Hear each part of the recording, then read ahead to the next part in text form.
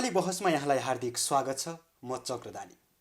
कर्णाली बहसमा विशेष गरेर हामीले कर्णालीभित्रका विकासका कुरा, त्यहाँका सम्भावनाका कुरा र त्यहाँका जनताहरूले भोग्नु परेका समस्याका कुरा चाहिँ हामी सम्बन्धित निकायवालासँग हामी राख्ने गर्छौँ र सम्भवतः हामी सम्भव भएसम्म कर्णालीभित्रकै राजनीतिज्ञहरूसँग हामी अन्तरङ्ग कुराकानी गर्ने गर्छौँ। र आजको यो कर्णाली बहसको यो 8औं एपिसोडमा हामीले नेकपा एकीकृत समाजवादीका केन्द्रीय सदस्य एवं हुम्लाका सह इन्चार्ज पनि हुनुहुन्छ। उहाँलाई हामीले यो कर्णाली बहसको यो सेटमा चाहिँ निम्त्याएका छौँ। आज विशेष गरेर हामीले एकीकृत समाजवादीले दिन खोजेको देशलाई चाहिँ के हो, एकीकृत समाजवादीको एजेन्डा चाहिँ के छ, एकीकृत समाजवादीको सङ्गठन लगायत हुम्लामा कस्तो प्रभाव छ त, हामी त्यसको बारेमा विशेष चर्चा गर्नेछौँ। र अहिले हाम्रो यो स्टुडियोमा एकीकृत समाजवादीका केन्द्रीय सदस्य एवं हुम्लाका सह इन्चार्ज हस्तबहादुर साई उपस्थित हुनुहुन्छ। म उहाँलाई हार्दिक स्वागत गर्न चाहन्छु। स्वागत छ। धन्यवाद। तपाईँ हस्तबहादुर साई अर्थात् तपाईँ आफूले कसरी चिनाउनुहुन्छ सम्पूर्ण जनतामा चाहिँ? हस्तबहादुर साई लगभग नेपाली कम्युनिस्ट आन्दोलन हुम्लाको 2046 को परिवर्तन पश्चात सानै उमेरदेखि कम्युनिस्ट आन्दोलनको एउटा सङ्घर्षशील कार्यकर्ताको रूपले हुम्लाका जनताले चिन्छन् र मैले एउटा कम्युनिस्टको कार्यकर्ताको रूपमा आफूलाई उभ्याएको छु, त्यसको स्टुडेन्टको रूपमा उभ्याएको छु मैले। भनेपछि तपाईँ पहिला त नेकपा एमालेबाट तपाईँको राजनीतिक यात्रा चाहिँ सुरु भयो, होइन? हो। नेकपा एमालेबाट राजनीतिक यात्रा सुरु भइसकेपछि तपाईँ अहिले अलि राजनीतिक माहौल चाहिँ अलि तलमाथि हुँदा, केही परिवर्तन हुँदा, केही राजनीतिकमा अलिक खलबल आउँदा, होइन, तपाईँ चाहिँ अहिले एकीकृत समाजवादीमा हुनुहुन्छ। एकीकृत समाजवादीको केन्द्रीय स्तरकै नेता हुनुहुन्छ।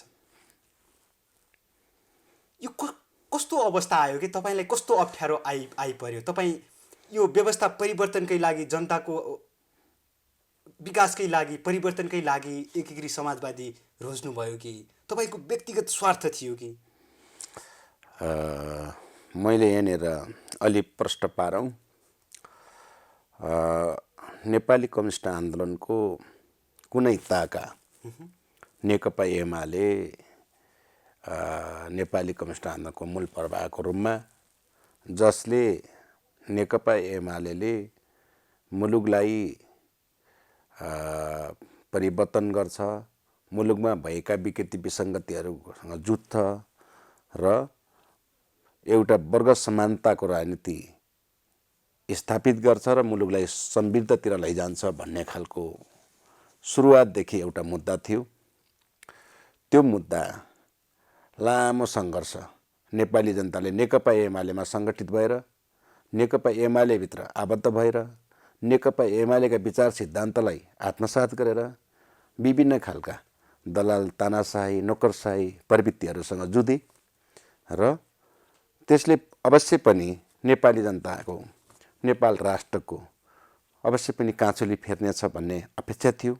त्यो चाहिँ मूलत अन्ततः त्यो जनताको अपेक्षा नेकपा एमालेबाट जनताले प्राप्त गर्न सकेनन्। जनताले प्राप्त गर्न नसक्दा त्यसको विकल्प कम्युनिस्ट पार्टी नेकपा एमालेको चरित्र के भयो भने, कम्युनिस्ट पार्टीको नाम नेकपा एमाले मार्क्सवाद लेनिनवाद जनताको बहुदलीय जनवादको सिद्धान्त बोकेको पार्टी, त्यो कता गयो भने दलाल दक्षिणपन्थीमा भाँसियो, त्यो चिन्तनमा भाँसियो, दलाल नोकरशाही प्रवृत्तिमा भाँसियो। त्यसपछि उसबाट जनताले कम्युनिस्ट आचरण शैली, कम्युनिस्ट मूल्य मान्यताबाट जनताले त्यसको आर्थिक सामाजिक रूपान्तरणको बाटो, आर्थिक सामाजिक रूपान्तरणलाई जनताले प्राप्त गर्न सक्ने कुराहरू। भनेपछि तपाईँले नेकपा एमालेबाट त्यस्तो म भन्दैछु सकिएपछि तपाईँको साँच्चै भन्ने हो भने नेकपा एमालेको इतिहास भन्ने हो भने नेकपा एमाले 2006 सालमा पुष्पलालले स्थापना गरेको पार्टी, तपाईँका विभिन्न खालका आरोह अवरोहहरू पार गर्दै 2032 सालमा तपाईँको कोअर्डिनेसन कमिटी मार्फत नेकपा माले गठन गरेर 2047 सालमा अर्को मार्क्सवादी समूहमा एकता गर्दै नेकपा एमाले, जसले नेकपा एमाले तपाईँका त्यति बेला कोअर्डिनेसन बनाउँदाखेरि कमरेड माधव नेपाल, कमरेड झलनथाप खनालको नेतृत्वमा 21वटा समूहलाई नेकपा मालेमा सङ्गठित गरेर एकता गरेर त्यो एउटा वृहत कम्युनिस्ट पार्टी निर्माण भएको थियो। त्यसले मुलुकका सबै आर्थिक सामाजिक रूपान्तरण र समाजवादमा पुग्ने त्यसका हरेक तपाईँका गतिविधिहरू जनतालाई सङ्गठित गरेर क्रान्तिको एउटा रफ्तारका साथ अगाडि बढाउनका निम्ति नेकपा एमाले लिएको थियो। त्यो तपाईँको अहिले आएर 9औं राष्ट्रिय महाधिवेशन पछि नेकपा एमाले दस्तावेजमा लगभग 2062-63 को परिवर्तन पछिको कुरा गर्नुहुन्छ भने नेकपा एमालेको जुन सैद्धान्तिक आधार त्यति बेला जो नेतृत्व तत्कालीन नेतृत्वले जुन खालको राष्ट्रिय स्तरमा शान्ति प्रक्रियालाई एउटा मूलधारमा व्यवस्थापन गर्नेदेखि लिएर त्यति मात्रै होइन तपाईँको गणतन्त्र स्थापना गर्ने तपाईँका राज संस्थाको अन्त्य गर्ने कुराहरू जुन खालको भूमिका खेल्यो त्यसले एउटा नेपाली जनताको सङ्घर्षको श्रेष्ठता प्राप्त गरेका थियो। भनेपछि तपाईँ चाहिँ आफूलाई एकदमै हुम्ला चाहिँ मानव विकास सूचाङ्क सबैभन्दा कम भएको जिल्लाभित्र पर्दछ होइन? अब त्यो हुम्लाको तपाईँ एउटा युवा राजनीतिको एउटा नेतृत्व गर्ने तब्कामा चाहिँ हुनुहुन्छ, नेतृत्व गरिराख्नु भएको पनि छ गत केही वर्षदेखि। तपाईँ आफूलाई त्यो हुम्लालाई विकास गराउने एउटा अब्बल राजनीतिज्ञ भनेर अर्थ्याउनुहुन्छ कि तपाईँ एउटा समृद्धि वाहकको रूपमा अर्थात् विकास वाहकको रूपमा तपाईँ कसरी अर्थ्याउनुहुन्छ कि तपाईँलाई आफू चाहिँ कुन? मेरो व्यक्तिगत कुरा गर्दा म नेकपा एमालेको कम्युनिस्ट पार्टीको कार्यकर्ता भइरहँदा मैले हुम्ला जिल्लाको विकास, हुम्ला जिल्लाको आर्थिक सामाजिकका विषयमा, हुम्ला जिल्लाका भौतिक पूर्वाधारका सवालमा अत्यन्तै मेरो योगदान रहेको छ। मैले योगदान कसरी भन्दैछु भने म जब राजनीतिक पार्टीमा म तपाईँलाई एउटा कुरा भनौँ, एउटा अत्यन्तै महत्त्वपूर्ण कुरा म तपाईँहरूले भन्छु। तपाईँको जति बेला एउटा तपाईँको नेपाल सरकारको सरकार या गैर सरकार संस्था, नेपाली सरकारी संस्था या गैर सरकारी संस्थाको बिचमा सरकारका कतिपय नीति सिद्धान्तलाई गैर सरकारी निकायले पनि जनताको बिचमा स्थापित गर्ने सवालमा पनि त्यहाँ पनि त्यो क्षेत्रबाट पनि मैले हुम्लाका कतिपय तपाईँको माथिको डाँडा फडायादेखि लिएर तल ताजाकोटको तपाईँको मैला गाविससम्मका जनताले थाहा छ खानेपानी, सिँचाइ, स्कुल भवनहरू, त्यसपछि कतिपय तपाईँका यो मान्छेका संसाधन विकासका सन्दर्भमा, चेतना विकासको सन्दर्भमा, विभिन्न सरसफाइ अभियानको सन्दर्भमा, त्यसपछि त्यति मात्रै होइन तपाईँको आधुनिक कृषि प्रणालीका कुराहरूमा यी सबै क्षेत्रमा एक खालको अभियानकै रूपमा सञ्चालन गरियो। त्यो सञ्चालन गरियो, कतिपय मान्छेले ती कामहरू त्यसबाट उपलब्धि हासिल गरे। जस्तै तपाईँको मेरो नेतृत्वमा 9वटा स्कुल बिल्डिङ बनाएको छ ठुल्ठुलो हुम्लामा होइन। जस्तै खानेपानी, सिँचाइ, यी धेरै कामहरू मेरो नेतृत्वमा मैले नेतृत्व गरेर बनेका छन्।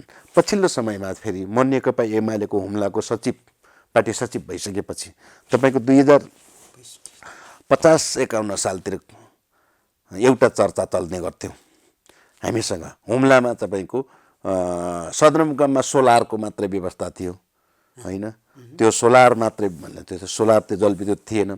त्यसपछि हुम्लामा एउटा चर्चा के थियो भने हुम्लामा जलविद्युत, पानी, जल प्रशस्तै छ तर जलविद्युत छैन भन्ने कुरा थिए। त्यसपछि हुम्लाको सबै राजनीतिक पार्टी नेपाल सरकारले हुम्ला जलविद्युतलाई नेपाल सरकारको विद्युत प्राधिकरण मार्फत या नेपाल सरकार मार्फत जुन त्यो बेला माधव कुमार नेपाल प्रधानमन्त्री हुनुहुन्थ्यो। अब हुनुहुन्थ्यो होइन त्यो जलविद्युत 2066 तपाईँले निर्माण गर्नुभएको, तपाईँले नेतृत्व गर्नुभएको त्यो तलको त्यो कुरा गर्दैछु।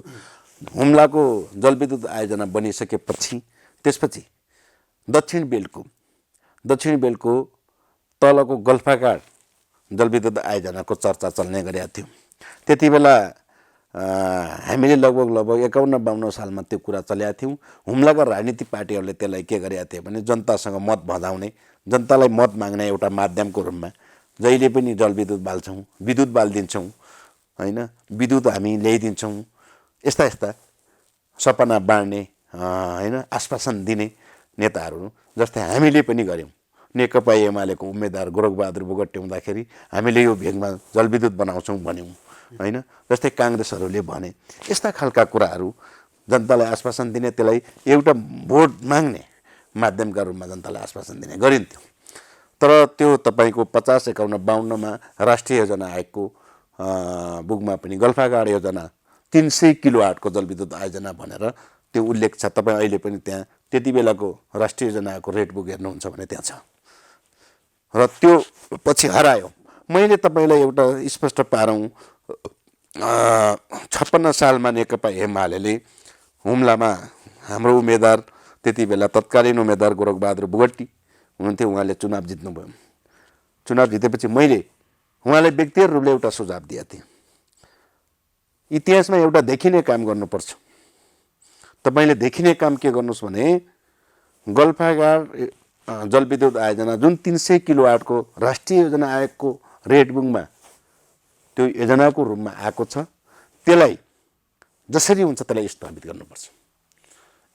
गर्नुपर्छ। त्यसले माथि तपाईँको सर्केगाडदेखि लिएर मुगुको तपाईँको सोरुकोटदेखि भन्दा पनि उतै र तलको बाजुराको रुगिन देखि लिएर त्यो तपाईँको हिमाली गाउँपालिका अहिलेको त्यहाँसम्म त्यसले 300 किलोवाटले त्यहाँसम्मको विद्युत धान्छ र त्यहाँ आर्थिक समृद्धिका कुरा हुन्छ, मान्छे रोजगारी सिर्जना हुन्छ। त्यसपछि जलविद्युत भनेको त एउटा आर्थिक माध्यम हो, आर्थिक उत्पादनको एउटा बलियो खम्बा हो। त्यसैले यो गर्नुपर्छ मान्यज्यू, तपाईँको कार्यकालमा यो गर्नुपर्छ भनेर हामी पार्टीको कार्यकर्ताको तर्फबाट उहाँलाई सुझाव दिएका थियौँ। त्यो पछि हरायो, सरकारकै रेट बुकबाट हरायो। त्यो पहिलाका प्राविधिक डिजाइन स्टेटमेन्टहरू कहाँ गए, त्यहाँ गए। त्यसपछि मैले मेरो नेतृत्वमा तपाईँको मैले सानो भए पनि मैले यहाँको जनतालाई नयाँपन दिनुपर्छ, हिजोकै एउटै रटान होइन, नयाँ कुराहरू मान्छेलाई दिनुपर्छ भनेर मैले त्यही अदानचुलीको साबिकको कालिका गाविसमा मैले त्यति बेला नेकपा एमाले हुने बेला तपाईँले धेरै सुझावहरू दिनुभएको थियो, तर कार्यान्वयन भएन, उहाँहरूले मान्नु भएन, त्यही अर्थ हो तपाईँको होइन। अब मैले अर्को सन्दर्भ जोड्दै थिएँ, तपाईँ यत्रो राजनीतिक जीवन नेकपा एमाले, मैले यो कुरा टुङ्ग्याउनु पऱ्यो नि विद्युतको विषयमा। अनि मैले त होइन, मैले अनि त्यसपछि कुकुर फाल्ना साना जलविद्युत आयोजना 110 किलोवाटको वैकल्पिक ऊर्जा नेपाल सरकारको वैकल्पिक ऊर्जाको अनुदानमा निर्माण गरियो। अहिले त्यो आयोजना त्यहाँ छ र त्यसलाई हामीले विस्तार गर्ने भन्यौँ।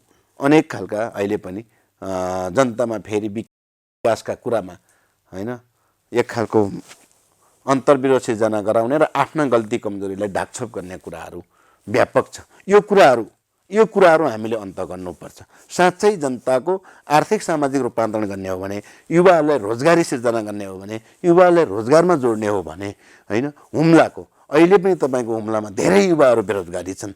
धेरै युवाहरूको समस्या तपाईँका कतिपय विदेशमा खाडीमा जानु परेको छ भने हाम्रो हुम्ला जस्तो तपाईँको सम्भावना जल जङ्गल जमिन सबै कुराहरू भएको होइन, जडीबुटीको खानी भएको जिल्लामा हामीले उद्योग व्यवसायहरूमा त्यो युवाहरूलाई जोड्ने हो भने त्यहाँको विकास हामीले त्यसबाट हामीले राज्यको नमुनाको रूपमा हामीले धेरै कुराहरू हामीले राज्यलाई दिन सक्छौँ भन्ने कुरा हिजोदेखि मैले यो कुराहरू तलबाट गाविस हुँदाखेरि, गाविसका गाउँ परिषद हुँदाखेरि मैले यो कुराहरू उठाउने गरेका थिएँ, भन्ने गरेका थिएँ।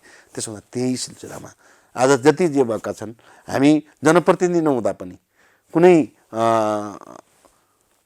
कुनै त्यस्तो ठुलो तबकामा नजाँदा पनि, राजनीति नियुक्ति नहुँदा पनि होइन, तर आफ्नो लेभलबाट अरूलाई दबाब दिएर या अरूलाई हामीले सुझाव दिएर या त्यहाँको समस्या पहिचान गराएर देखाएर हामीले ती कामहरू गरेका छौँ। अझ पनि उम्लेको जनताहरूलाई मैले के आश्वासन दिन चाहन्छु भने त्यहाँ व्यक्तिका योजना भनेको तपाईँको अहिले के भइरहेछ भन्नुहुन्छ भने पैसाको लागि योजना माग्ने गरेका छन्, विकासको लागि योजना माग्नुपर्छ र त्यो सामूहिकता हुनुपर्छ, सबैले त्यसको हुनुपर्छ भन्ने कुरा। मैले बुझ्न खोजेको कुरा चाहिँ के हो भने विद्युतकै कुरामा तपाईँले हुन त आफ्नै नेतृत्वमा मैले धेरै विकासका कामहरू, विद्यालयहरू लगायत जलविद्युतका आयोजनाहरू मैले धेरै नेतृत्व गरेका छु हुम्लामै भनेर तपाईँले पहिल्यै भनिसक्नुभयो।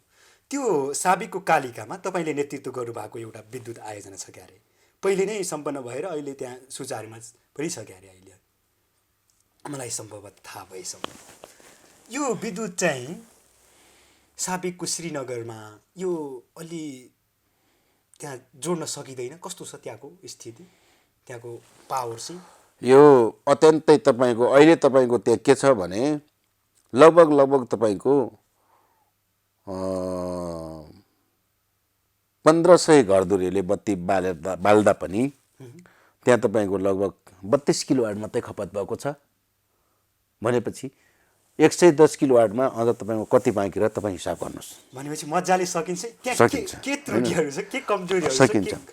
हामीले यो कुरा गरेन, तपाईँको नेपालमा एउटा सङ्घीय राज्य स्थापना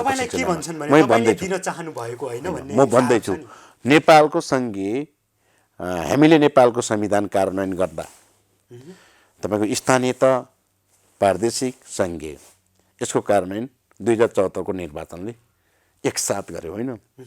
स्थानीय चुनाव त्यसपछि प्रदेश र सङ्घीय निर्वाचन गर्यो। त्यो तपाईँको संविधान सभाबाट घोषित संविधानको कार्यान्वयन पनि थियो र त्यो नयाँ व्यवस्था परिवर्तनको एउटा जनतालाई अनुभूति दिनु पनि थियो होइन। आज पहिलेको जस्तो गाविस जस्तो होइन, अहिले गाउँपालिका भनेको संविधानको मर्म भावना अनुसार त्यहाँ तल संवैधानिक एउटा सरकार हो, एउटा तहको सरकार हो होइन, निकाय पनि होइन, स्थानीय सरकार हो। मैले भन्दैछु स्थानीय सरकार। हामीले जब अदानचुलीमा स्थानीय सरकारमा नेकपा एमाले, त्यति बेला हामी नेकपा एमाले एकल रूपले निर्वाचन जित्यौँ। हामीले सबै अध्यक्ष उपाध्यक्षदेखि केही वडाहरू हामीले जित्यौँ। त्यसपछि पहिलो पुनर्बहालीमा अध्यक्ष उपाध्यक्षको पदबहालीमा गोरखबहादुर बोगटी र मैले के भन्यौँ भने अहिले पछि हामी गर्दै गरौँला, अहिले तत्काल दुईटा काम, अध्यक्ष उपाध्यक्षको पदबहाल गर्दाखेरि दुईटा निर्णय गर्नुहोस्। एउटा चाहिँ कुकुर फाल्ना माइक्रो हाइड्रोको बत्तीलाई कल्खे 1 नम्बर वडासम्म त्यसलाई विस्तार गर्ने अर्को त्यहाँका एकदम गरिब निमुखाहरूको उनीहरूको स्वास्थ्य उपचारका निम्ति स्वास्थ्य अक्षयको स्थापना गर्ने। दुईटा कुरा हामीले भन्यौँ। दुईटा कुरा भनेपछि त्यो निर्णय भएको छ। अध्यक्ष उपाध्यक्षको पहिलो बहाली हुँदाखेरि त्यो निर्णय गरिएको छ। त्यो निर्णय तपाईँको आज कार्यान्वयन, भोलि कार्यान्वयन भएन। कार्यान्वयन कसले गरेन त भन्दा स्थानीय सरकारले गरेन। स्थानीय सरकारले के गर्यो भन्दाखेरि स्थानीय सरकारको त्यहाँ जनतालाई अनुभूति छैन, एउटा एनजिओको जस्तो छ त्यहाँ। तपाईँको त्यहाँको तपाईँ विद्युतको कुरा, अरू विकासका कुरा गर्नुहुन्छ भने धेरै कुराहरू भन्न सक्छु मैले। त्यहाँका विथितिहरू के छन् भन्ने कुराहरू मैले स्पष्ट भन्न सक्छु होइन। यसको बारेमा एकछिन पछि चर्चा गरौँला होइन, त्यही भन्दैछु। अनि त्यसपछि हामीले स्वयं गोरखबहादुर बोगटीले पनि त्यो कुराहरूलाई त्यो गर्नुपर्छ र बत्ती अहिले बाल्नुपर्छ। कतिपय त्यहाँ एउटा पुरानो हामीले अध्ययन गरेको सूर्योदय मावि जसमा तपाईँको बत्ती छैन, त्यहाँ हस्पिटलमा बत्ती छैन, अर्को ठाउँमा बत्ती छैन, त्यसो हुँदा त्यसलाई पनि हामीले बिजुलीकरण गर्नुपर्छ र अनि त्यसपछि अगाडि बढ्नुपर्छ र त्यहाँको अर्को निर्माण गर्दै गरौँला भन्नु। यसको बारेमा अलि केही बेर म चर्चा गर्छु होइन। म अब जोड्दै थिएँ एकीकृत समाजवादीको कुरा। पर्सनली तपाईँसँग सम्बन्धित तपाईँ चाहिँ यत्रो समय यत्रो वर्ष तपाईँ नेकपा एमालेमा आफ्नो राजनीतिक जीवन चाहिँ बलिदानी दिएर एकदमै लाग्नुभयो। नेकपा एमालेका त्यत्र केन्द्रीय स्तरका नेताहरूसँग तपाईँको राम्रै चहल पहल भयो, राम्रै रिलेसन सम्बन्ध राम्रै भयो। तपाईँ यत्रो नेकपा एमालेसँग त्यहाँका हुम्लाका ती नेताहरूसँग धेरै गोलमेल पनि हुनुभयो, कति नजिक पनि हुनुभयो होइन। अब तपाईँ एक्कासी एकीकृत समाजवादी रोज्नुभयो अनि मान्छेको आरोप चाहिँ के छ भने तपाईँमा तपाईँ व्यक्तिगत स्वार्थको लागि हो, विशेष गरी नेकपा एमालेसँग प्रतिशोध साट्नलाई हो, आफ्नो व्यक्तिगत स्वार्थका लागि नेकपा एकीकृत समाजवादी रोज्नुभयो, विकासका लागि चाहिँ पक्कै होइन भन्छ। यसमा तपाईँको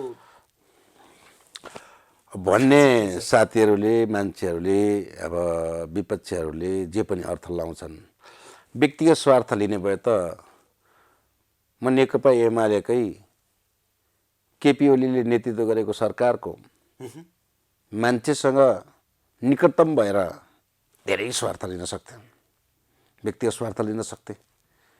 मैले कुनै राजनीति नियुक्ति लिन सक्थेँ या कुनै मैले अरू योजनाहरू आयोजनाहरूमा विकास लिएर त्यसमा आफूले लाभ लिन सक्थेँ। व्यक्तिगत स्वार्थ यो कदापि होइन। राजनीतिमा तपाईँको विचारमा सिद्धान्तमा नेपाली कम्युनिस्ट आन्दोलनमा पछिल्लो समयमा तर केपी ओलीले नेतृत्व गरिसकेपछि 9औं राष्ट्रिय महाधिवेशन पश्चात 9औं राष्ट्रिय महाधिवेशनको म प्रतिनिधि हो, हामीले भनेका थियौँ साँच्चै मुलुकको परिवर्तनलाई संस्थागत गर्नका निम्ति, मुलुकको परिवर्तनलाई जनतालाई संस्थागत गरेर त्यसको परिवर्तनको अनुभूति दिनका निम्ति यसको नेतृत्व 9औं राष्ट्रिय महाधिवेशनमा माधव नेपालले गर्नुपर्छ भन्ने मान्छे म एकदमै हो। मसँग स्वार्थ थिएन। किनभने त भन्दा मैले त्यो केपी ओलीबाट सम्भव थिएन। किनभने केपी ओलीलाई हामीले राम्रोसँग उहाँको झापा आन्दोलनमा उहाँका भूमिका हामीले इतिहासमा अध्ययन गरेका थियौँ। उहाँले त्यसपछि 62-63 जनआन्दोलनमा उहाँका अभिव्यक्ति अहिले पनि जनताले बुझिरहेका छन्। त्यहाँबाट पनि उहाँलाई हामीले चिनिरहेका थियौँ, बुझिरहेका थियौँ। त्यसपछि यी कतिपय कुराले गर्दाखेरि केपी ओलीबाट नेतृत्व सम्भव छैन, कम्युनिस्ट आन्दोलन भाँसिन्छ भन्ने कुराहरू त्यति बेला भनेको। मसँग के स्वार्थ थियो? कम्युनिस्ट आन्दोलनलाई सशक्त बनाउनु पर्छ हेर्ने हो भने तपाईँहरूका प्रतिक्रिया, एमालेका प्रतिक्रिया हेर्ने हो भने डाइरेक्ट माधव नेपालले नेतृत्व गरेको एकीकृत समाजवादी एमालेसँग प्रतिशोध साध्न लाग्यो, त्यसको एजेन्डा सिद्धान्त केही पनि छैन भन्ने एमालेको आरोप छ। त्यो तपाईँले खण्डन गरिसक्नुभयो। अब तपाईँ हुम्लाकै भएकोले म हुम्लासँगै रिलेटेड केही क्वेसनहरू सोध्छु। तपाईँ हुम्लाका ती नेताहरूसँग राम्रै उठबस थियो, तपाईँका ती एमाले हुँदाका साथीहरू, सँगै भएका साथीहरू धेरै वर्ष सङ्गत गर्नुभयो होइन, त्यो एमालेमा सहकारी पनि गर्नुभयो, सँगै जानुभयो, एमालेका विभिन्न कार्यक्रमहरूमा सङ्गठन बनाउनमा तपाईँ लगायतको हुम्लाका नेताहरू संलग्न हुनुभयो। तर अहिले एकीकृत समाजवादी तपाईँले रोज्दा त्यहाँका तपाईँसँग सँगै हामीले रोजेको होइन, नेपाल कम्युनिस्ट पार्टी एकीकृत समाजवादी हामीले निर्माण गरेको हो, स्थापना गरेको हो। त्यो तपाईँको किन गरे? हामीले रोजेको होइन। तपाईँको 2046 सालका कम्युनिस्ट पार्टीका नीति सिद्धान्तको वर्तमान स्वरूप हो नेपाल कम्युनिस्ट पार्टी एकीकृत समाजवादी। तपाईँ हामीले रोजेको होइन, त्यो बाध्यता थियो, हाम्रो रहर पनि थिएन। किनभने नेकपा एमाले दक्षिणपन्थी चरित्रमा भाँसियो, दलाल नोकरशाही प्रवृत्तिमा भाँसियो। उसले चाहिँ तपाईँको जनताको सेवा, जनताका कतिपय आर्थिक सामाजिक रूपान्तरको पाटो बिर्स्यो र ऊ कता गयो भने ऊ बुर्जुवा संस्कार र चरित्रमा भाँसियो। त्यसो हुँदाखेरि त्यसबाट अब चाहिँ नेपालको राजनीति, नेपालको समाजवादीको आन्दोलन सम्भावना छैन, नेपालको समृद्धिको आन्दोलन सम्भावना छैन, नेपाल सुखी नेपाली समृद्ध नेपालको उसबाट तुम्ही कुनै परिकल्पना गर्न सकिँदैन। त्यसो हुँदा हामीले बाध्यता रहरले पनि होइन, हामी नेपाल कम्युनिस्ट पार्टी एकीकृत समाजवादी हामीले निर्माण गरेको तर तपाईँले महादेव नेपालको नेतृत्वमा हामीले त्यो निर्माण गरेका छौँ। त्यसले मात्रै अब मुलुकको समृद्धि समाजवाद यी सबै कुराहरू नेपालका हरेक तह तब्कामा रहेका कम्युनिस्ट पार्टीहरू छिन्न भिन्न भएका कम्युनिस्ट घटकहरूलाई एकीकृत गर्दै नेपाल कम्युनिस्ट आन्दोलनको एउटा मूल प्रवाहको ठुलो कम्युनिस्ट पार्टी निर्माण गर्दै यो मुलुकको समाजवादको आधार निर्माण गर्छ। तर तपाईँले त्यहाँ हुम्ला जिल्लामा सङ्गठन विस्तार गर्दै गर्दा जिल्ला कमिटी निर्माण गर्दै गर्दा त्यहाँ हुम्लामा त्यो जिल्ला कमिटीमा परेका नेताहरू हुनुहुन्छ जुन तपाईँसँग पहिला सँगै काम गरेका कोही पनि परेनन् नि यत्रो ती नेताहरू तपाईसँग तपाईँ युवा सङ्घको सचिव हुँदाखेरि तपाईँसँग सँगै रहेका साथीहरू तर कोही पनि देखिएनन् नि यसको असर चाहिँ के यसको कारण चाहिँ के यस्तो तपाईँले अघि स्वार्थको कुरा पनि गर्नुभएको थियो कतिपय सैद्धान्तिक वैचारिक रूपमा पनि तपाईँको यहाँनिर समस्याहरू छन्। विद्रोह भन्ने कुरा जो कोहीले गर्दैन तपाईँको विद्रोह भन्ने कुरा जो कोहीले गर्दैन सहज रूपमा सबैले विद्रोह गर्छ सहज रूपमा आइसकेपछि सबैले समर्थन गर्छ लाग्छ होइन असहज रूपमा कोही मान्छे भाग्छ होइन अरूले सहज बनाइदिएपछि त्यसपछि त्यो मान्छे त्यो भोलि त्यहाँ आउँछ। यो कुरा एउटा कुरा तपाईँ यो बुझिराख्नु इतिहास यो यस्तै छ हो इतिहास यस्तै छ। भनेपछि तपाईँ ढुक्क हुनुहुन्छ? म ढुक्क छु किन ढुक्क छु भने हामी अहिले हुम्लामा तपाईँको साँच्चै भन्दा तपाईँले धेरै अघिदेखि हुम्ला खोतलिरहनु भएको छ। 9 गते भदौर 9 गते नेपाल कम्युनिस्ट पार्टी एकीकृत समाजवादी निर्वाचन आयोग विधिगत रूपले दर्ता भयो। दर्ता भइसकेपछि यहाँ दर्ता भइसकेपछि म लगभग काठमाडौँ थिएँ त्यति बेला दर्ता हुने समयमा म हुम्ला गएँ हामी केही साथीहरू कमरेड शिवराज शर्मा लोकबहादुर हमाल तीर्थराज रोकाए म केही साथीहरू हामी बसेर छलफल गऱ्यौँ परिस्थितिलाई हामीले विश्लेषण गऱ्यौँ। पार्टीको कम्युनिस्ट आन्दोलनमा एउटा महाविपत्ति हो त्यो हो अर्को पार्टी स्थापना हुनु हिजो तपाईँको स्थापना कालदेखि 2000 लगभग तपाईँको 32 सालदेखि कोअर्डिनेसनको तर्फबाट कम्युनिस्ट पार्टी बनाउँदै गरेका नेताहरू पनि तपाईँको विपत्ति हो नि। जिल्लामा राजनीति तपाईँहरूले बुझ्नु भएको छ काङ्ग्रेस पहिलो शक्ति हो माओवादी दोस्रो शक्ति हो एमाले हिजो तेस्रो शक्ति हो 2074 को हेर्नुहोस् र त्योभन्दा अगाडिको पनि हेर्नुहोस् हामी तेस्रो शक्ति थियौँ त्यति बेला। तर नेकपा एमालेका धेरै साथीहरूले जनताबाट जनमत लिएर हरेक ठाउँमा राज्यका मूल ओहदामा पुग्नुभयो तर जनताले त्यो खालको अपेक्षा जुन नेकपा एमालेबाट जुन अपेक्षा प्रकट गरेर जनमत प्रकट गरेका थिए अपेक्षा राखेर जनमत प्रकट गरेका थिए त्यो तपाईँको पाएनन्। त्यसो हुँदा अब हुम्लामा नेकपा एमाले साँच्चै तपाईँको भोलि कुनै बेला नेकपा एमाले अब मैले अहिले भन्दैन भोलि व्यवहारमा हामी पुष्टि गर्छौँ नेकपा एमाले तेर्सो होइन तेर्सो थियो त्यो चौथो पाँचौँ स्थानमा झर्छ। मैले तपाईँको टेलिभिजनबाट भन्छु हुम्ली क्रान्तिकारी जनताहरू हुम्ली क्रान्तिकारी योगदान भएका कार्यकर्ताहरू जो तपाईँको नेकपा एमाले रहने छैनन्। तर हुम्लामा एकीकृत समाजवादी त माओवादीको पुच्छर बने जस्तो देखिन्छ नि। पुच्छर कोही कसैको पुच्छर बन्दैन। तपाईँले एउटा के बुझ्नुहोस् भने कम्युनिस्ट पार्टीमा या तपाईँको अनेक कम्युनिस्ट पार्टीमा सिद्धान्त विचार मिल्छ एजेन्डा मिल्छन् मुद्दा मिल्छन् भने सहकार्य गरेको हुन्छ। कोही कसैको पिछे लग्गु र कोही कसैको पुच्छर हुँदैन। मुद्दा र एजेन्डामा मत मिल्यो भने त्यो सहकार्य भएर अगाडि जान्छ। विकृति र विसङ्गतिको विरुद्धमा मुद्दा र एजेन्डा मिल्यो भने त्यो एक ठाउँमा देखिन्छ। तर तपाईँका पार्टी कमिटी त आफ्नै हुन्छन् नि। अब म जोड्दैछु भर्खर मात्र हुम्लामा तपाईँको पार्टीले स्टिकर अभियान सञ्चालन गरेको छ गत केही दिनदेखि 2-3 दिन भएका अरे। स्टिकर अभियान चाहिँ के को निम्ति मेन यसको उद्देश्य चाहिँ के थियो? अब यो तपाईँ उपस्थित हुन सक्नु भएन कि स्वास्थ्य त्यो ठिक छ। म त्यो पार्टीको अदानचुली गाउँपालिकामा पार्टी जिल्ला कमिटीले आयोजना गरेको तेस्रो जिल्ला कमिटीको बैठकमा म यो मेरो स्वास्थ्य अस्वस्थताका कारणले म उपस्थित हुन सकिनँ। त्यो बैठक ऐतिहासिक रह्यो, महत्त्वपूर्ण रह्यो। त्यहाँ साथीहरू एकदम उत्साहका साथ उपस्थिति भए।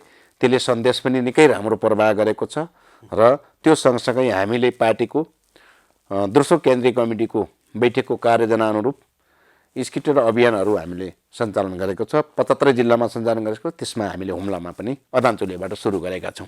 त्यो के हो भने तपाईँको स्किटर भनेको अभियान भनेको के हो भने तपाईँका त्यहाँ विभिन्न खालका नाराहरू छन् होइन। छुवाछुत सांस्कृतिक रूपले हामी अझ पनि छुवाछुतका कुराहरू छन् होइन। महिला हिंसाका कुराहरू छन्, विभेद, विभिन्न खालका सामाजिक विभेदहरू छन्। ती कुराहरू हामीले त्यस मार्फत जनतालाई जनचेतनाका निम्ति प्रचारात्मक रूपले हामीले त्यो अभियान सञ्चालन गरेका छौँ। त्यो कुराहरूलाई अन्त्य गर्नुपर्छ। साँच्चै अब हामीले सुनिने मात्रै होइन, ती कुराहरू व्यवहारमा देखिने गरिकन अन्त्य गर्नुपर्छ भनेर प्रत्येक घरमा हामीले ती स्किटरहरू। भनेपछि तपाईँको राजनीतिक स्वार्थ केही पनि थिएन? छैन। राजनीतिक स्वार्थ भयो त राजनीतिक स्वार्थ त भोलि तपाईँको जनताको हित नै, जनताको सुरक्षा नै, जनताको आर्थिक सामाजिक रूपान्तरण नै हाम्रो स्वार्थ हो। तर पार्टी राजनीतिक कार्यकर्ताको स्वार्थ त्यहीँनिर जोडिएको छ। स्टिकर अभियानमा पार्टी प्रवेश गराउने काम त रोकिएन। पार्टी होइन, त्यो प्रवेश त्यही हो, मुख्य कुरा त्यही हो। हामीले विभेदका कुरा, विकृतिका कुरा, त्यसपछि तपाईँको त्यहाँ अन्य अत्याचारका कुरा, त्यसमा तपाईँका जातीय विभेद कुरा होइन, महिला विभेद कुरा होइन, विभिन्न खालका विभेदहरू, सांस्कृतिक विकृति विसङ्गतिहरू। त्यति मात्रै होइन, तपाईँका अनेक खालका ती कुराहरूलाई हामीले प्रत्यक्ष रूपमा जनताको बिचमा त्यो प्रचारात्मक रूपले हामीले त्यो अभियान सञ्चालन गरेका छौँ।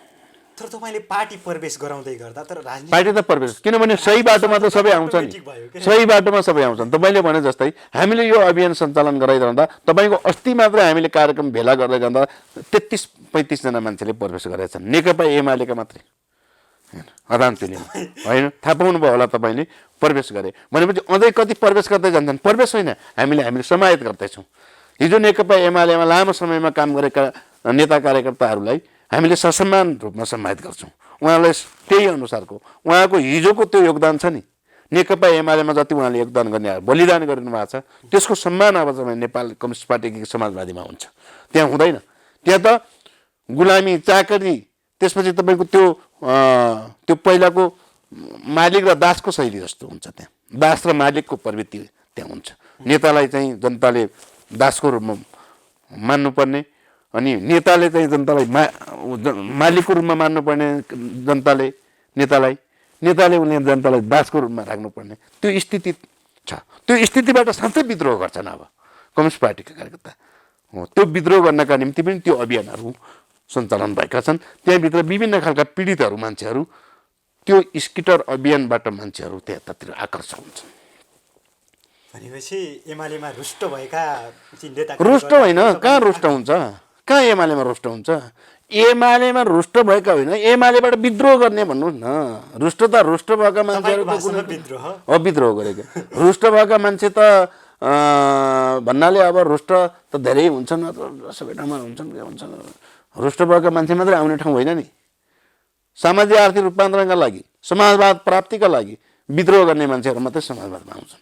ती मान्छेहरू अहिले आउने कुराहरू जारी छ। ती एजेन्डाका मुद्दाका निम्ति नेकपा एकीकृत समाजवादी नै आकर्षकको केन्द्रबिन्दु छ। एकीकृत समाजवादीको भविष्य चाहिँ तपाईँ कस्तो देख्नुहुन्छ? कसरी अगाडि बढ्ला अबको चुनावपछि, आगामी चुनावपछि चाहिँ? अब यस्तो एकीकृत समाजवादी सबैभन्दा के हो भने दुनियाँलाई तपाईँको केले गाइड गर्छ भने मुद्दाले गाइड गर्छ, एजेन्डाले गाइड गर्छ। नेपाल कम्युनिस्ट पार्टी एकीकृत समाजवादीसँग यति राम्रो मुद्दा र हामीले एजेन्डाहरू त्यो कोइन गरेको छ, जसले 72 वर्षको इतिहासमा तपाईँको एक खालको खण्ड खण्डमा परिवर्तन भएका छन्। त्यो कम्युनिस्ट पार्टीले गरेको हो, त्यो कम्युनिस्ट पार्टीले गरेको हो, यही नेतृत्वले गरेको हो। माधव नेपाल, झलनाथ खनालले यी नेतृत्व अगुवाई गर्नुभएको हो उहाँले होइन। भने अहिले पनि तपाईँका बिचबिचमा तपाईँका विभाजन पनि भएका छन्। विभाजन किन भयो भन्दाखेरि वैचारिक रूपले विचलन हुँदाखेरि, वैचारिक रूपले तपाईँको एक खालको कम्युनिस्ट पार्टीका नीति सिद्धान्त एउटा रोडम्याप एउटा हुने र बाटो अर्कैतिर हिँडिदिएपछि त्यसपछि त्यहाँनिर तपाईँका विभाजन विद्रोह पनि भएका छन्। ती तपाईँको विश्व इतिहास कम्युनिस्ट इतिहासलाई पनि हेर्नुहोस्, नेपाली कम्युनिस्ट इतिहासलाई पनि हेर्नुहोस्, विद्रोह पनि भएका छन्, एकता पनि भएका छन्, रूपान्तरण पनि भएका छन्, यी सबै कुरा भएका छन्। तर अहिले नेपाल कम्युनिस्ट पार्टी एकीकृत समाजवादीको भविष्य किन छ भन्नुहुन्छ भने त्योसँग मुद्दा छ। त्यसको समाजवाद, अबको समाजवाद त कस्तो हुने? समाजवाद मात्रै भनेर भएन नि। तपाईँको म एउटा भनौँ, नेपाली काङ्ग्रेस बिपीले समाजवाद भन्नुभयो, प्रजातन्त्र भन्नुभयो, अनि राष्ट्रियता भन्नुभयो। त्यो तिनवटा कुरा कोट मात्रै गरिरहन्छ, तर तपाईँको त्यसको अपडेट छैन हो। अपडेट कहीँ देख्नु भएको छ? कुनै उसको महाधिवेशनमा उसले अपडेट गर्दैन, तर त्यो भनिरहन्छ। अहिले पनि नेकपा एमाले के भन्छ थाहा छ? नेपाल कम्युनिस्ट पार्टी मार्क्सवाद लेनिनवाद जनताको बहुदलीय जनवाद र अनि त्यसपछि यसले समाजवाद सुखी नेपाली संविधान नेपाल ल्याउने भनेर भन्ने मात्रै हो। तपाईँको बात चाहिँ के? त्यसका आधार निर्माण गर्नु पर्दैन? तपाईँको पार्टीको बात चाहिँ के? त्यो मेन सिद्धान्त एजेन्डा मेरो पार्टी हजुर नेपाल कम्युनिस्ट पार्टी एकीकृत समाजवादी भन्दैछु त मैले। समाजवादीको मेन एजेन्डा चाहिँ के? त्यही भन्दैछु म। त्यसो हुँदा हामीले अहिले उठेका तपाईँको राजनीतिक विकृतिसँग तपाईँको पहिलो कुरा यो मुलुक स्वतन्त्रता, यो मुलुक तपाईँको अर्ध उपनिवेशबाट यो विभिन्न खालका बाहिरी हस्तक्षेपबाट पनि यो स्वतन्त्रता कायम गर्ने कुरा, राष्ट्रियताका कुराहरू यसले त्यो छलकपट रूपले भनिने एउटा भनिने अर्को काम गरिने खालको होइन, स्पष्ट खालको राष्ट्रियताको रूपमा मुजार्नमा यो पार्टी आफ्नो प्रष्ट भ्यू राखेको छ। अन्तर्राष्ट्रिय हेर्ने दृष्टिकोणमा यो पार्टीको स्पष्ट भ्यू छ। किनभने अन्तर्राष्ट्रिय कतिपय छिमेकी मुलुकसँग कतिपय सांस्कृतिक, राजनीतिक, आर्थिक, सामाजिकका कुराहरू सिङ्गल एक्लै ल्याउँदैन। अन्तर्राष्ट्रको पनि त्यत्तिकै सम्बन्ध, सहयोग, सद्भाव चाहिन्छ। त्यसैले यसमा पनि हेर्ने दृष्टिकोण प्रष्टै छ। त्यसपछि तपाईँको विभिन्नका हिजोदेखि अहिलेसम्म कम्युनिस्ट पार्टीका नेतृत्वमा भएका परिवर्तनहरू, त्यो परिवर्तनलाई यसलाई जनताको बिचमा संस्थागत गर्ने, यसलाई स्थापित गर्ने कुराहरू अर्को कुरा भयो। तपाईँको त्यति मात्रै होइन, त्यसपछि यसले जनताका आर्थिक सामाजिक तपाईँले म भनौँ हामीले हिजोदेखि के भनेका थियौँ भने स्पष्ट भनेको कम्युनिस्ट पार्टीको वर्ग समानता, वर्गविहीन राज्य, समाज र शोषणविहीन राज्य स्थापना गर्नेछौँ। तर आज त्यो पार्टी कम्युनिस्ट पार्टीको 2/3 हुँदाखेरि त्यो भएन, त्यो कुराहरू भएनन्। पार्टी र तपाईँको सरकारको छुट्टा छुट्टै त्यहाँनिर तालमेल देखिएन। त्यसो हुँदा हरेक पार्टीका निर्णयहरू त्यो के हुन्छ, तपाईँका जनताका मुद्दा बन्छन् र त्यो कसले कार्यान्वयन गर्छ भन्दा सरकारमा रहेको सरकारले कार्यान्वयन गर्छ र आर्थिक सामाजिक रूपान्तरणका पाटाहरू त्यसरी अगाडि बढ्छन्। त्यसले एउटा तपाईँको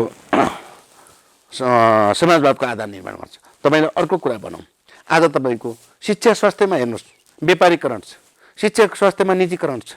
शिक्षा स्वास्थ्यमा पनि तपाईँका यसका कुराहरू, यसलाई हामीले भनेको त समाजवादका आधारमा त शिक्षा स्वास्थ्य निजीकरण हुँदैन नि, व्यापारीकरण हुँदैन नि।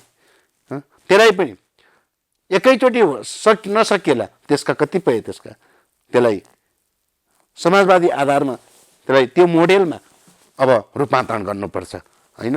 अर्को कुरा भन्नुहुन्छ भने राष्ट्रिय पुँजीको विकास गर्ने कुराहरू, राष्ट्रिय पुँजीको विकास गर्ने कुराहरूमा आज तपाईँको साँच्चै भन्नुहुन्छ भने नेपाल हिजो स्थापना भएका कल कारखाना पुरै निजीकरण गरेका छन्, बेचिएका छन्। त्यसलाई बिस्तारै राष्ट्रियकरण गर्नुपर्छ।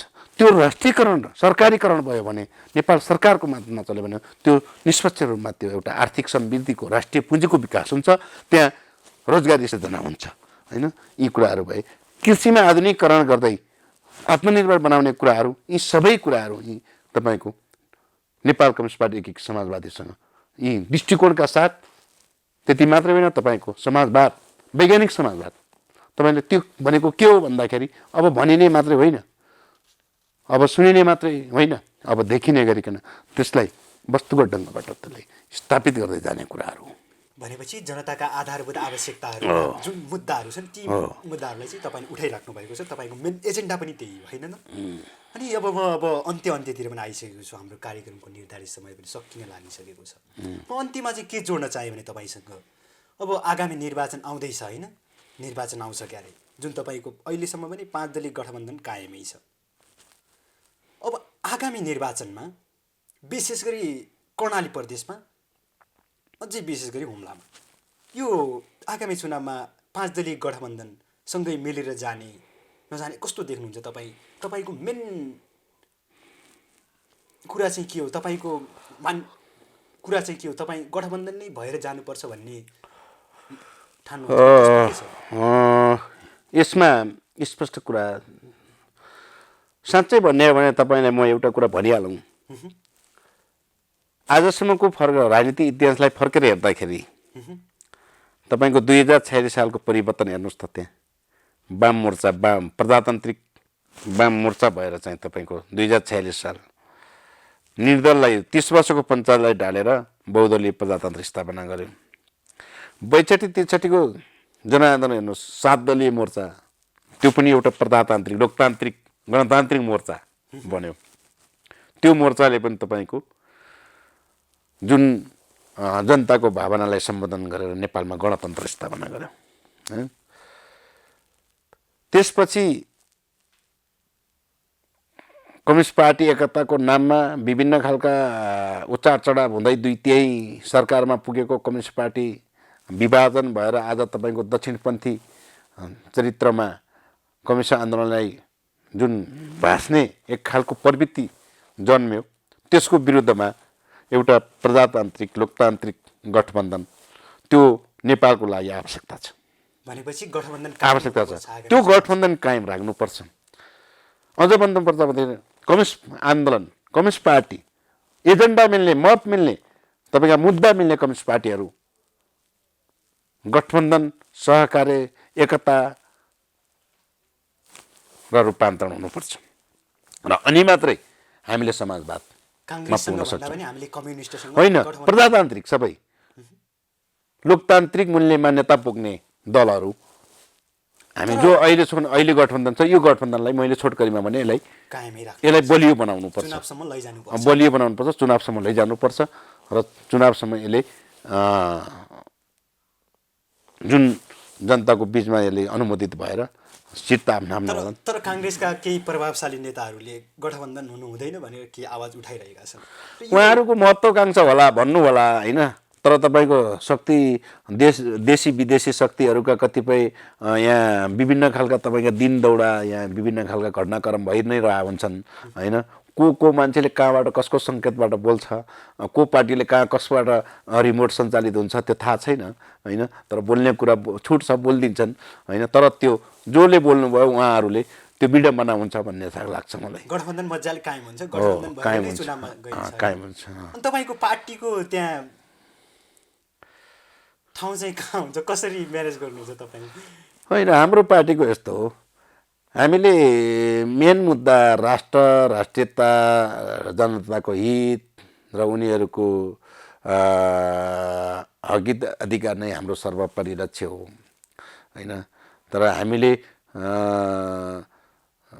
सबै ठाउँमा हाम्रो मात्रै बाहुल्यता हुनुपर्छ, हामी मात्रै त्यसको अगुवाई गर्नुपर्छ भन्दा पनि गठबन्धन कायम राख्नका लागि कहीँ कतै कसैलाई छोड्नुपर्छ, कहीँ कतै आफूले लिनुपर्छ, कहीँ कतै अर्कोलाई दिनुपर्छ र त्यसलाई सामूहिक रूपले, साझा रूपले अपनत्व हाम्रो हो भन्ने खालको हिसाबले लाग्नुपर्छ। र सबै ठाउँमा अब हुम्लामा म भएको कारणले मैले पाउनुपर्छ भन्ने हुँदैन। भोलि बिहान गठबन्धनको एउटा परिस्थितिलाई अध्ययन होला होइन, त्यसको अध्ययनले के देखाउँछ होइन, त्यो अध्ययनले त्यसपछि अनि हुम्लामा समाजवादीले लिने कि अर्कोले लिने कि अर्कोले लिने कि अर्कोलाई दिने कि भन्ने कुराहरू त्यो छलफल गर्नबाटै हुन्छ। र हाम्रो प्रष्टै त्यो स्पेस हामीसँग समाजवादीको स्पेस हरेक जिल्लामा, हरेक वडामा, हरेक तहमा हाम्रो हुन्छ। भनेपछि तपाईँ ढुक्क हुनुहोस्। एकदमै तयार हुनुहुन्छ। अनि व्यक्तिगत रूपमा तपाईँको चाहना चाहिँ के छ? म यो स्थानीय यो गाउँपालिकामा उठ्न पाए हुन्थ्यो, यो प्रदेश क्षेत्र नम्बरमा उठ्न पाए हुन्थ्यो भने तपाईँको व्यक्तिगत चाहना चाहिँ के छ? होइन, म हुन त अहिलेसम्म जनप्रतिनिधि भएकै छैन। म जनप्रतिनिधि हुन्थेँ होला है, लगभग तपाईँको 2054 सालमा स्थानीय चुनाव भएपछि त्यसपछि 2074 चुनाव भएन होइन, पार्टीको केन्द्रीय तहमै हुनुहुन्छ तपाईँ। चुनाव भएन। मैले त्यो अत्यन्तै मेरो व्यक्तिगत कुरा गर्नुहुन्छ भने कहिलेकाहीँ आफूलाई पनि कस्तो लाग्छ होइन, तपाईँको सानै उमेरदेखि पार्टीमा यति योगदान गरियो, काहीँ कतै कसैको पनि भ्रममा नपरेर, कसैको प्रयोग नभएर होइन, निरन्तर पार्टीको मुद्दामा, पार्टीका एजेन्डामा, पार्टीका विचारमा, पार्टीका सिद्धान्तमा र कम्युनिस्ट पार्टीले मात्रै मुलुकको हित गर्छ भन्ने भावनामा लागियो र पार्टीको युवा सङ्घ नेपालको तपाईँको मैले आज तपाईँको टेलिभिजनमा भनिहालेँ, कर्णालीबाट पहिलो साबीको कर्णाली अञ्चलबाट पहिलो केन्द्रीय जनप्रतिनिधि हुने हस्तशाही होला युवा सङ्घ नेपालको होइन, पहिलो जनप्रतिनिधि भएको। अहिले त धेरै साथीहरू भइरहेका छन्, म पहिलो जनप्रतिनिधि हो, म निर्वाचित हो, फेरि बुटोल महाधिवेशनबाट म सार्वभौम प्रतिनिधिबाट मत प्रकट गरेर निर्वाचित हो। तपाईँको व्यक्तिगत कुरा आइहाल्यो होइन, त्यही तपाईँले व्यक्तिगत कुरा सोधे हुनाले व्यक्तिगत कुरा नै गर्दैछु। म निर्वाचित हो। त्यस सँगसँगै मैले कम्युनिस्ट पार्टीभित्र ठुला ठुला तपाईँको 62-63को जनआन्दोलनमा भन्ने हो भने म 4-5 पटक म जेल परेको छु।